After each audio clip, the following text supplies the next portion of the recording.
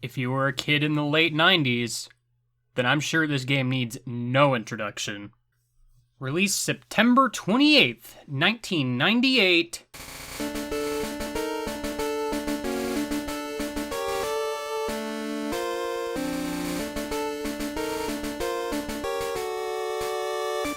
Pokemon Red and Pokemon Blue.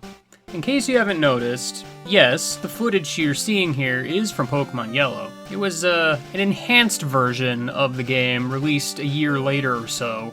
I will be playing this version of the game, but for all intents and purposes, this video is mostly to discuss the original release of Pokemon Red, and I guess Blue, considering it's practically the same game. These games. Listen, if Mario was the seed that sprouted into my love of video games, then Pokemon was absolutely the fertilizer. It's worth mentioning that in these videos I've been using the US release date, but this game actually came out in Japan like over 2 years before. It's pretty clear that when they brought this over to the US, they wanted it to be big. When this game came to the US, it had trading cards, it had a TV show, countless toys, books. Oh, and video games, I guess. This game was huge. It's honestly something I can't even hope to explain properly if you weren't around already at the time. It was just that much of a thing. Basically, everyone was playing these games. It was to the point where Pokemon got banned in schools. Let me tell you, that didn't stop me.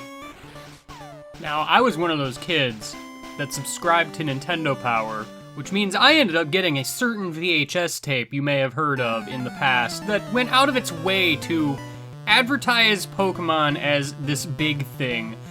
Truth be told, I don't know what sold me on Pokemon, whether it was this video, its overwhelming popularity with those around me, or maybe even just actually trying the game myself. One thing was certain, I was sold.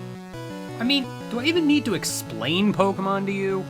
You catch monsters, you fight with monsters, you make them your friends. They're bad guys.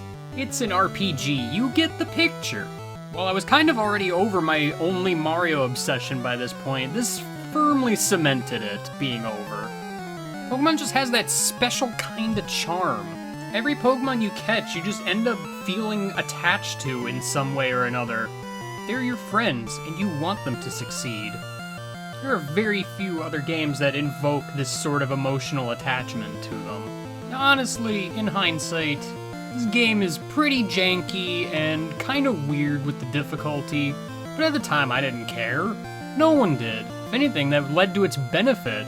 This was a time before the internet was super mainstream and playground rumors were the norm. You ever want to evolve a Dragonite into a Yoshi? Find Peekaboo in Bill's garden? Or find a mysterious extra Pokemon hidden under a truck somewhere? And that's not even really delving into any of the actual glitches that were notable in the game. Looking at you, Missing No. I spent countless hours playing this game, and it was only just the beginning. But hey, sometimes it's best to look back at where you started. So that said, let's play it again from the top.